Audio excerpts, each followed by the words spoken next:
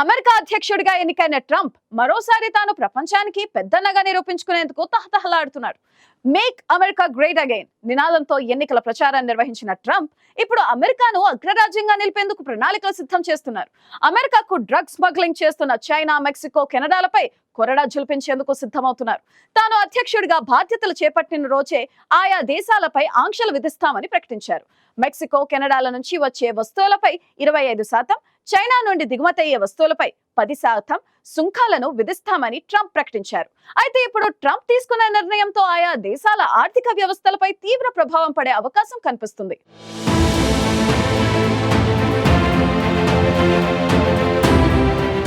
America elect president Donald Trump బాధ్యతలు చేపట్టేందుకు సిద్ధమవుతున్నారు. వచ్చే ఏడాది జనవరి 20న ట్రంప్ అమెరికా కొత్త అధ్యక్షుడిగా బాధ్యతలు చేపట్టనున్నారు.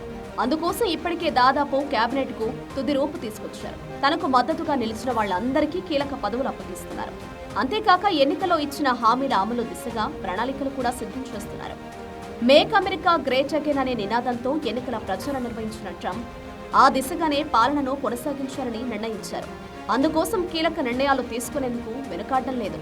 అక్రమ వలసలను నిరోధించేందుకు కఠిన చర్యలు తీసుకోవాలని ఇప్పటికే నిర్ణయించారు. మరోవైపు వృధా ఖర్చులను తగ్గించేందుకు కొత్త మంత్రిత్వ శాఖను ఏర్పాటు చేశారు.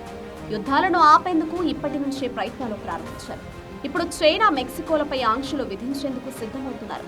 అమెరికాలో అక్రమ వలసలు, డ్రగ్స్ స్మగ్లింగ్ కు చైనా, మెక్సికో, కెనడా కారణమని ఆరోపిస్తున్న ట్రంప్ తాను అధ్యక్షుడిగా బాధ్యతలు చేపట్టిన మొదటి రోజే ఆయా దేశాల నుంచి దిగుమతవుతున్న వస్తువులపై సుంకాలు విధిస్తారని ప్రకటించారు.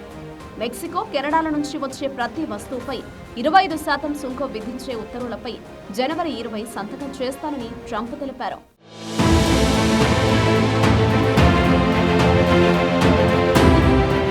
ఫెంటానిల్ అనే శక్తివంతమైన డ్రగ్ కారణంగా గత ఏడాది అమెరికాలో దాదాపు 75,000 మంది చనిపోయారు.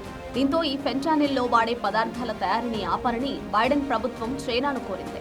అయితే దీనిపై చైనా స్పందించలేదు. దీంతో ఫెంటానిల్ స్మగ్లింగ్ ను చైనా అరికట్టే వరకు ఆ దేశం నుంచి వచ్చే వస్తువులపై అదనంగా 10% సుంకం విధించాలనుకుంటున్నట్లు ట్రంప్ తెలిపారు. దీంతో ట్రంప్ వ్యాఖ్యలపై చైనా తీవ్రంగా స్పందించింది. ఈ సుంకాల యుద్ధంలో ఎవ్వరూ గెలవరని, ట్రంప్ బెదిరింపులు ఆయన నిర్లక్ష్య ధోరణిని సూచిస్తున్నాయని చైనా విదేశాంగ శాఖ మండిపడింది. మరోవైపు ట్రంప్ హెచ్చరికలపై మెక్సికో అధ్యక్షురాలు క్లాడియా స్పందించారు.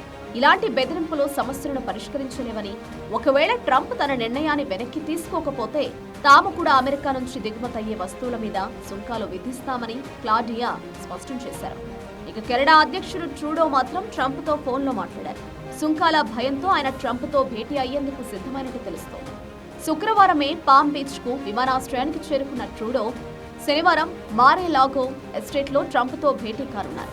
విందు అనంతరం సుంకాలపై వీరిద్దరూ చర్చించనున్నారు. అయితే ఈ భేటీకి సంబంధించి కెనడా ప్రధాని కార్యాలయం ఎలాంటి అధికారిక ప్రకటన చేయలేదు. గతేడాది కెనడా నుంచి అమెరికాకు దాదాపు $423 బిలియన్ ఉత్పత్తులు ఎగుమతయ్యాయి. దీనిపై 20 లక్షల మంది కెనడియన్ ఉద్యోగులు ఆధారపడి ఉన్నట్లు తెలుస్తోంది. ఈ క్రమంలోనే అగ్రరాజ్యానికి అధ్యక్షుడిగా ఎన్నికైన డొనాల్డ్ ట్రంప్ తాను అధికారంలోకి వచ్చాక కెనడాపై 25% సుంకం విధించనున్నట్లు ప్రకటించారు. ఈ క్రమంలోనే ట్రంప్తో భేటీ అయ్యేందుకు ట్రూడో సిద్ధమయ్యారు.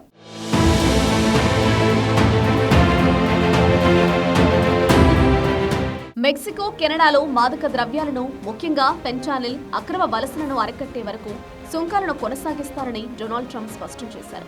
రెండు దేశాలు ఈ సమస్యలను సులభంగా పరిష్కరించగలవని ట్రూత్ సోషల్లో ట్రంప్ పోస్టు చేశారు. ఆ రెండు దేశాలు భారీ మూల్యం చెల్లించాల్సిన సమయం వచ్చిందంటూ ట్రంప్ పోస్టులో పేర్కొన్నారు. ఇక మరో పోస్టులో ట్రంప్ చైనాపై విమర్శలు గుప్పించారు. ఫెంటానిల్ డీలర్లకు మరణశిక్ష విధిస్తామని చైనా హామీ ఇచ్చిందని, కానీ దాన్ని నిలబెట్టుకోలేకపోయిందన్నారు. అమెరికా ఆరోపణలను వాషింగ్టన్లోని చైనా రాయబార కార్యాలయ ప్రతినిధి ఖండించారు. అమెరికాకు ఫెంటానిల్ పదార్థాల అక్రమ రవాణా చైనాకు తెలిసే జరుగుతోందనేది నిజం కాదని తెలిపారు. చైనా, అమెరికాల మధ్య ఆర్థిక సహకారం రెండు దేశాలకు ప్రయోజనం చేకూరుస్తుందన్నారు. చైనాలో తయారైన అన్ని ఉత్పత్తులపై 60% పైగా సుంకాలు విధించాలని యోచిస్తున్నట్లు ట్రంప్ ఎన్నికల ప్రచార సమయంలో తెలిపారు. అంతేకాక చైనాకు ఇచ్చిన అత్యంత అభిమాన వాణిజ్య దేశ హోదాను తీసివేస్తానని ట్రంప్ అన్నారు. ఈ హోదా వల్ల చైనాపై తక్కువ సుంకాలు, తక్కువ పరిమితులు ఉండేవి.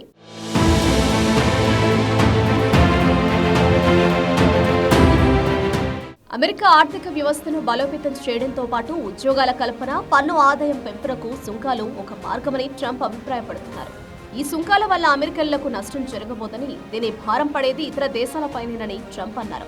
ఇక ట్రంప్ చేసిన వ్యాఖ్యలపై ట్రెజరీ సెక్రటరీగా ట్రంప్ ఎంపిక చేసిన స్కాట్ బెసెంట్ స్పందించారు. ట్రంప్ అధిక సుంకాల బెదిరింపులు చర్చల వ్యూహంగా ఉండవచ్చని, ఆయన అంతిమంగా స్వేచ్ఛా వాణిజ్యానికి మద్దతిస్తారన్నారు.